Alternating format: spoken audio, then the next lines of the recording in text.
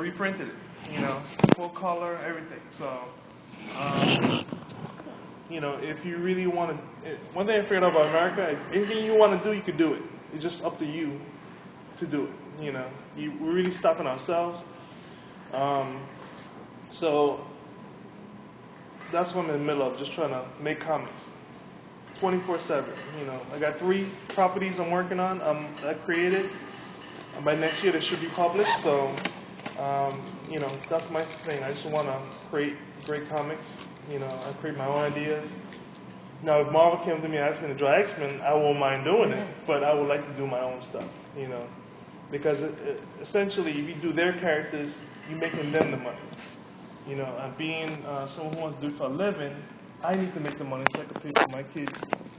One day, eventually, they'll come to me and say, "Father, I would like to go to college." And I need to have some money to do that. So, I just really want to create some properties that's going to really help me to do this full time. Because during the day, I'm a teacher. So, I have to quit teaching and just do art full time. So that's the goal, But as far as 24-hour comic, it's really up to us to kind of come up with an idea. So maybe we pick a genre or something that we like. Like I said, I pick action adventure. Anything within that realm, I'm good. It could be anything, from sci-fi to western, whatever you guys want to do, because we have the resources to look up references and stuff like that. So, give us an overview of what it takes to create a comic. Like, what are the steps? Okay. First, you have to come with a concept, an idea, and then you want to, after you come with an idea and you flesh out the beginning, middle, and end, then you want to write the script for it. After that's done, then the penciler comes in and he pencils the pages. Then you have the inker who inks over the guy's pencils. Sometimes it's one and the same, like I pencil and ink my own stuff. And then you have a colorist who comes in and colors all the pages. Then you have a letterer who comes in and puts the words on in each panel. Nobody does it by hand anymore. You could, sit down there and do it by hand, but most people do it on the computer, like Photoshop or Illustrator. Mostly Illustrator, because you can create vector-based lettering. And then from there, you format it down to the size the printer needs. And then you send it to the printer and you pay them, and they print out a beautiful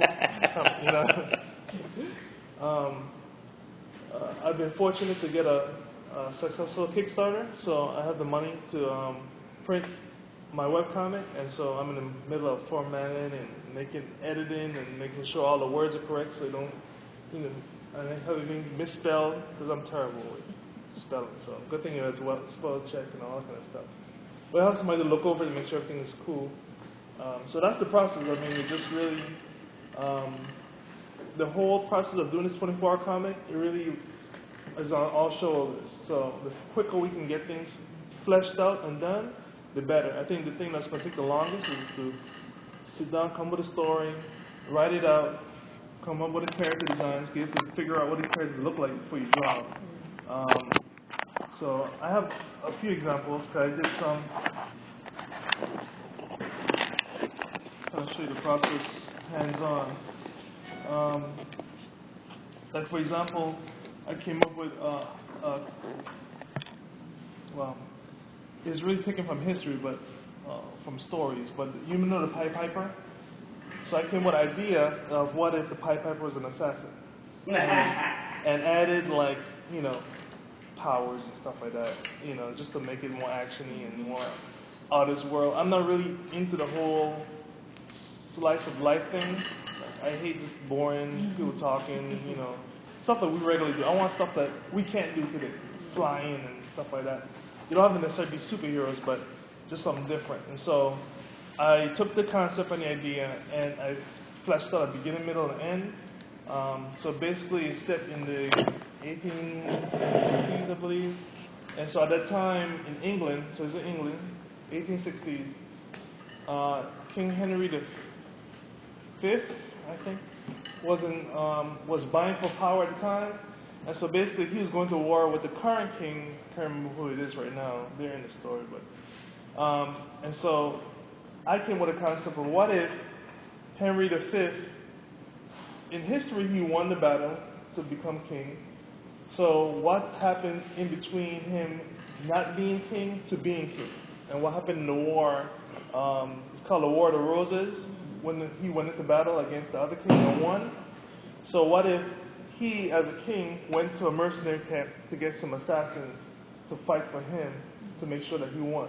And so that's the story I wanted to tell. So basically, the beginning is him going to the mercenary camp and them showing off the skills of the assassins, which they try and kill each other, where the action comes in. And then that's the introduction of the Pied Piper. And him being able to control animals to assassinate people.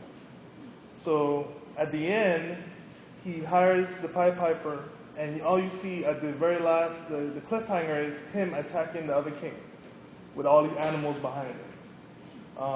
And so I wrote up the script and all the words, what everybody says, the environment, all that kind of stuff. And once I wrote it out, I printed it out, and then I read